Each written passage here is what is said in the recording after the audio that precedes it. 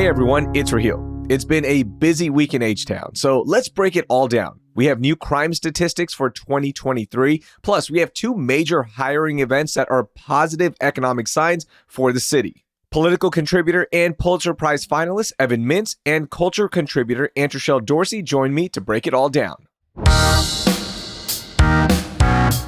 It's Friday, May 5th. I'm Raheel Ramsnali, and here's what Houston's talking about.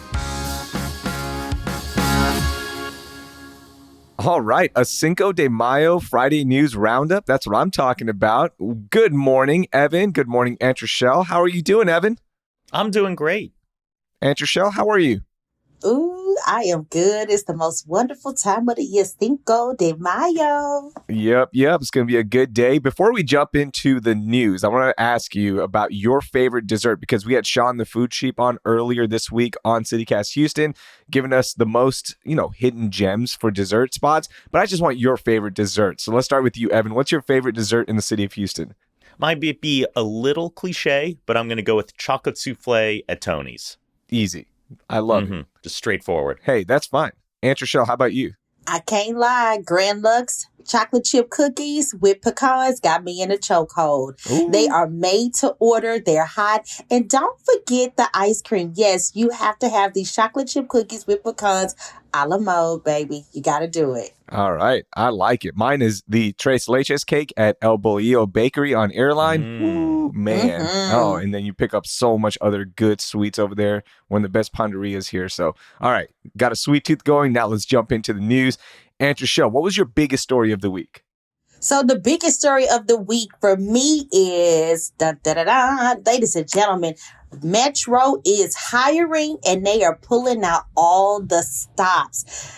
Metro is looking for operators to man their park and ride express bus services. Now, if you have not known, they have stopped their in-house services for Metro. They have had a contract with AFC Transportation and First Class Transportation. These two companies have provided bus operators when the transit system needed them. Now that's over. Metro is now looking for new bus drivers as well as new mechanics, and they are pulling out all the stops with incentives. Now, AFC Transportation and First Class Transportation have been using their own buses to transport our Houston Metro's park and ride users. And now they're looking to hire an abundance of drivers and mechanics. So if you're looking for a job, you need to go see Metro, baby. Oh, there you go. If Metro don't trust you, you know what happens. So I like that. That's more jobs, the better in the city of Houston. I actually have a job story as well that we'll get to in a second. So it's a good time to live in Houston. Any thoughts on that, Evan? No, I just always thought that the park and ride system in Metro is fascinating. People complain that Houston doesn't have a commuter rail, but you're just looking at steel on steel. If you're looking at rubber on steel, if you're looking at these commuter buses, we have a pretty robust system, and it's incredibly convenient if you work downtown. It drops you off right there in front of your building. It's a hard system to replicate in other places, but it works really well. And hopefully it gets even more efficient, not only those, but also just the routes within the city with more operators, more mechanics. That means less buses breaking down. That's all good for the city of Houston. I like that one. All right. How about you, Evan? What was your biggest story of the week? The biggest story of the week is that we're in the middle of election season. For those who don't know, Saturday is election day for all of the May elections. That means school boards. That means West University City Council. It also means Fort Bend ISD bond. Now, usually these sorts of elections don't make big news, but for those who drive through West U, you've probably seen a lot of yard signs. It's a pretty heated election for mayor between incumbent Susan Sample and challenger John Barnes. And out in Katy, the Katy school board election has turned into a heated partisan race between Republicans and other Republicans. The Houston Chronicle has had fascinating coverage of this, how an outside group called Texas for Educational Freedom, which wants to, quote, keep liberal politics out of the classroom, has been sending hit piece mailers to voters' homes, accusing candidates of being far left or woke, but the candidates who are being attacked say, I'm a Republican. This isn't me. This isn't who I am. So it's very weird and fascinating and a little disheartening to see these partisan politics end up on a board that shouldn't be partisan in the first place. For me, the Fort Bend bond election, we've talked about it on the Friday News Roundup before. This is an important one. I live out in Fort Bend County. So for all my suburban folks out here, go out and vote. Whether it's yay or nay, go vote and make sure you are part of that decision process. Because I don't want to hear people say, oh, wait, what? My taxes are going up. I don't want that. Well, you had the choice. So don't forget to vote. May 6th, a Saturday election. Okay. Saturday election. And I will say that the Houston Chronicle editorial board has endorsed the Fort Bend bond, saying, yes, please vote for this $1.26 billion bond. You can't complain if you don't vote. All right. My biggest story of the week, Evan, Antre'chelle, you're going to love this one. Crime is down in the city of Houston. Violent crime has decreased by 12% from January to April. So the first quarter, the numbers are in.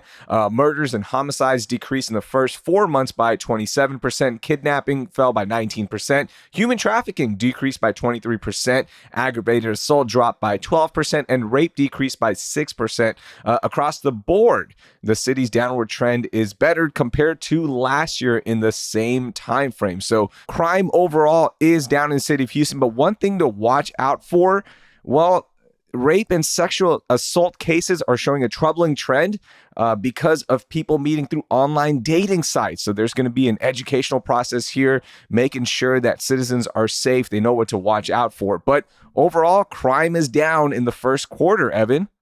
I mean, that's always good news. But I will say it's hard to measure crime by city because it varies zip code by zip code, block by block. You can have some places where it's gone down, other places where it's gone up, and it all kind of averages out.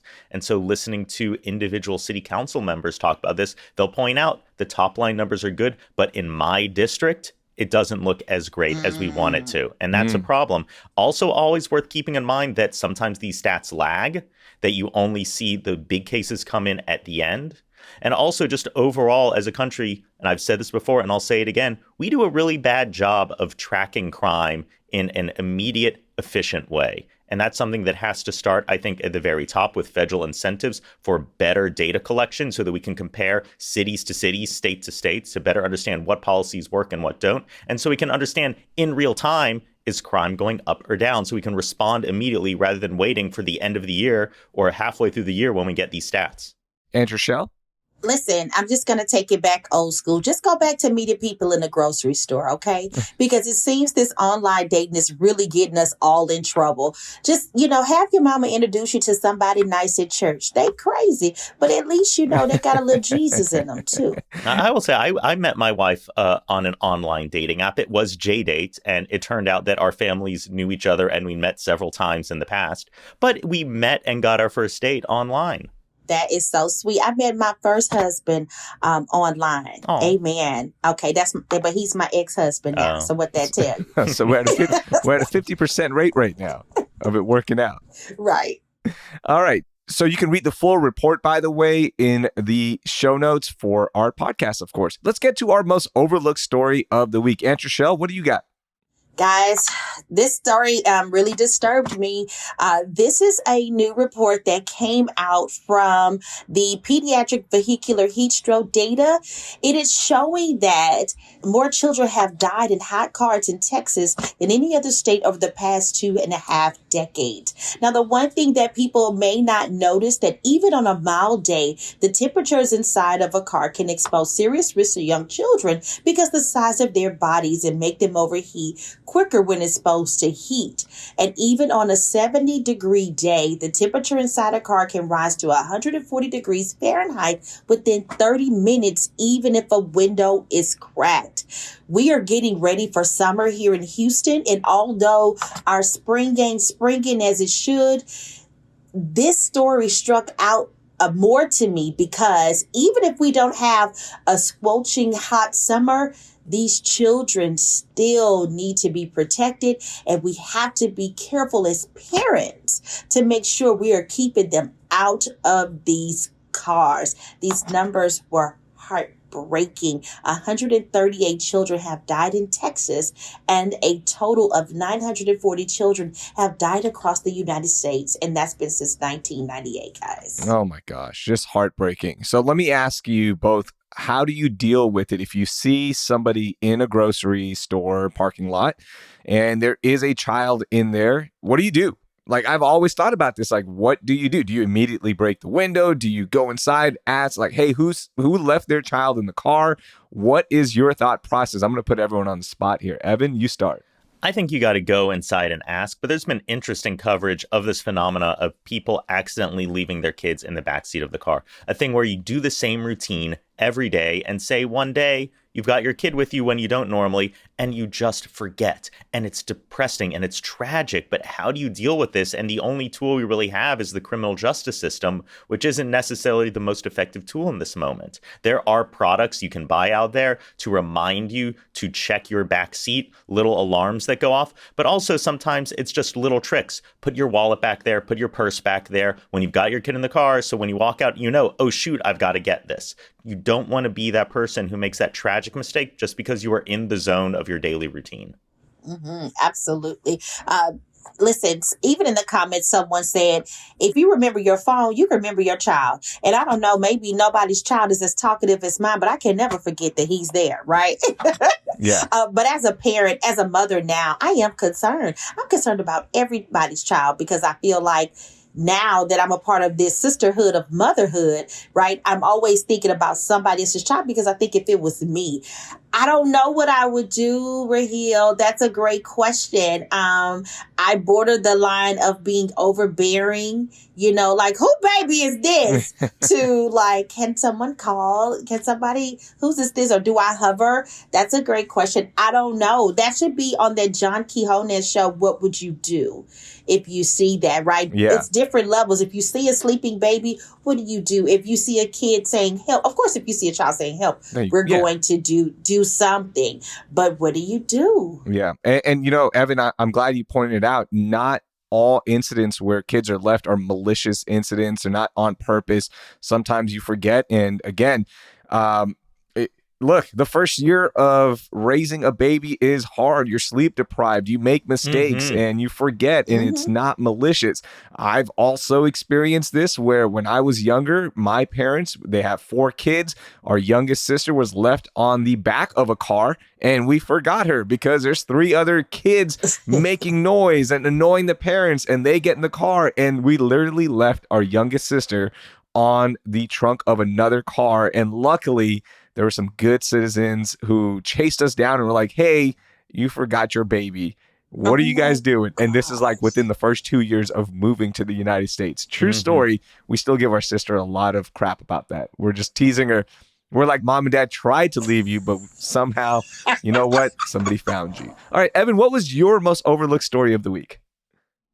The most overlooked story of the week, hands down, was the fact that it was the Offshore Technology Conference. And I saw no coverage of this critically important event. I saw more coverage in the Chinese press than I did in the Houston press. Now, for those who don't know, the Offshore Technology Conference has been held since 1969, and it's a massive convening of engineers and experts to where they show off their, and this is a little derogatory, I think it's true, the toys for the boys, the big, fascinating drills and sensors and valves and just neat things that are involved in extracting energy resources from difficult situations deep beneath the sea floor. And this is in contrast to, say, CERAWeek, which is a little bit more about the policy experts and economists. Now, you can usually use the attendance at this event as a barometer of the city's health. For example, 2014 had the highest attendance ever of more than 100,000 people. On the flip side, during the 80s oil bust, they just canceled it. And they didn't disclose attendance numbers back in 2021. I don't think they wanted to show how few people showed up. Last year, 24,000 people, which is a little low, but also it's the age of Zoom and oil and gas investors want profit, so these conferences aren't as important as they used to be. But you really want to see this thing thrive because it means Houston is thriving. So there is one little tidbit in the press releases they put out that gave me hope. And it's that they're not just focusing on oil and gas anymore when it comes to offshore. There's renewables. For example, they handed out one of their technology awards to a design for a floating wind platform. So here's to hope that OTC in the future means oil and gas. It means offshore solar, offshore wind, hydrogen, everything that has to happen out there. I didn't even know it was going on this week. So you're right, I Evan. didn't Yeah, either. I had no idea. And it's huge. It's huge. Yeah. Tens of thousands of people come here, many of them from overseas, because this is where you want to come if you're going to talk about drilling.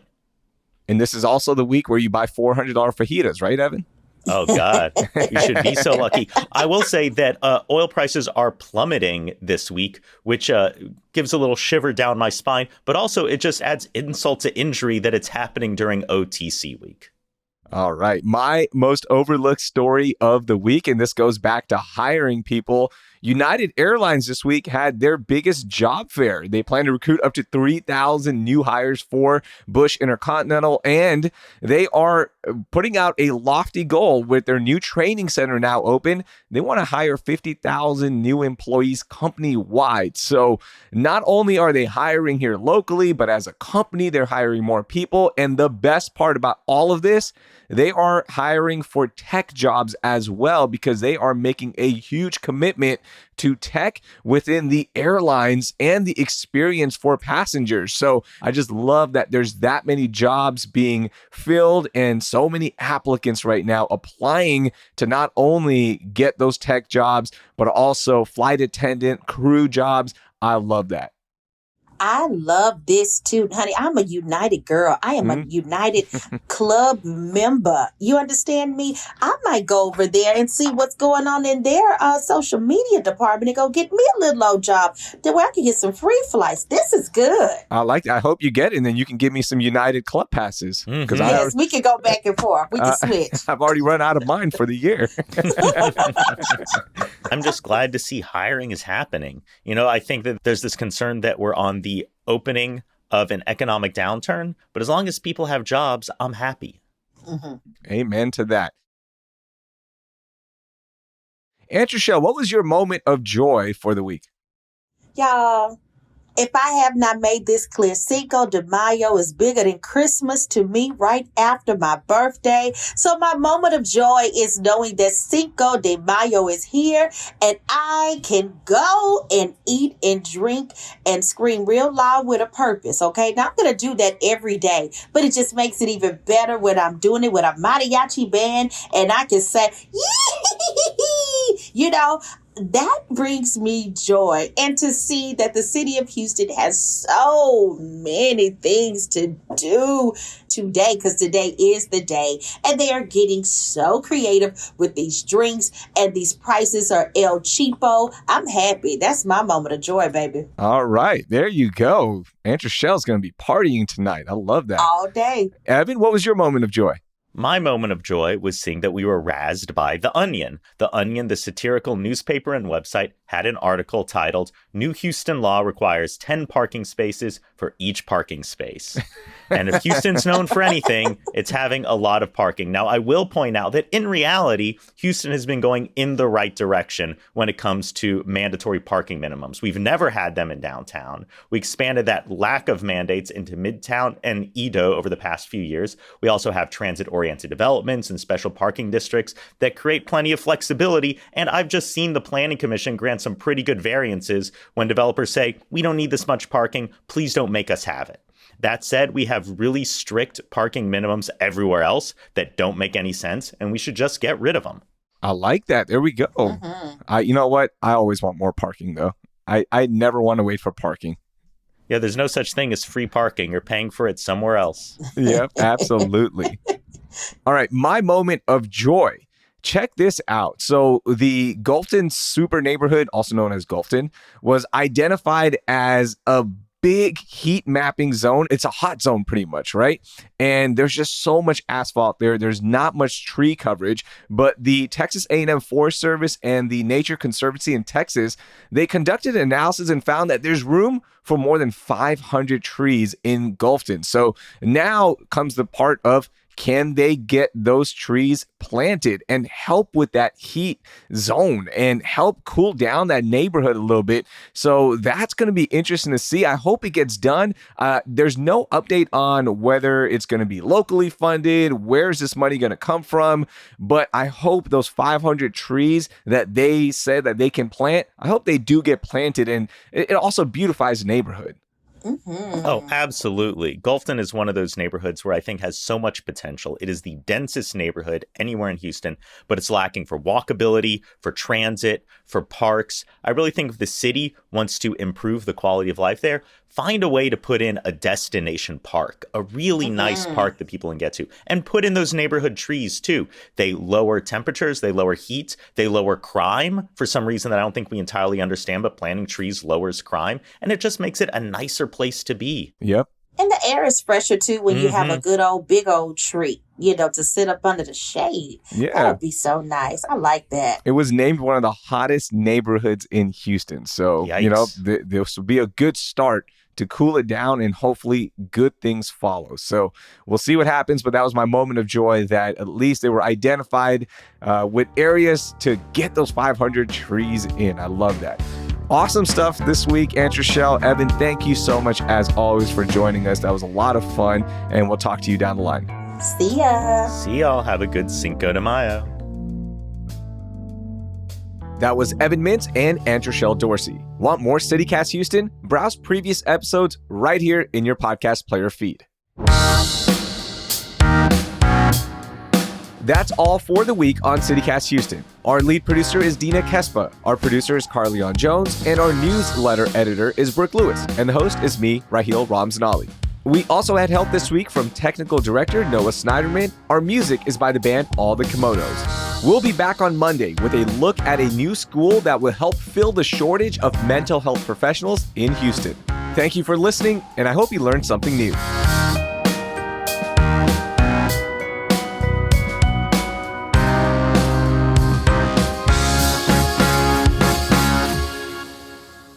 Evan, I think your wire is making that noise again. Oh, no. Yeah, it's fine.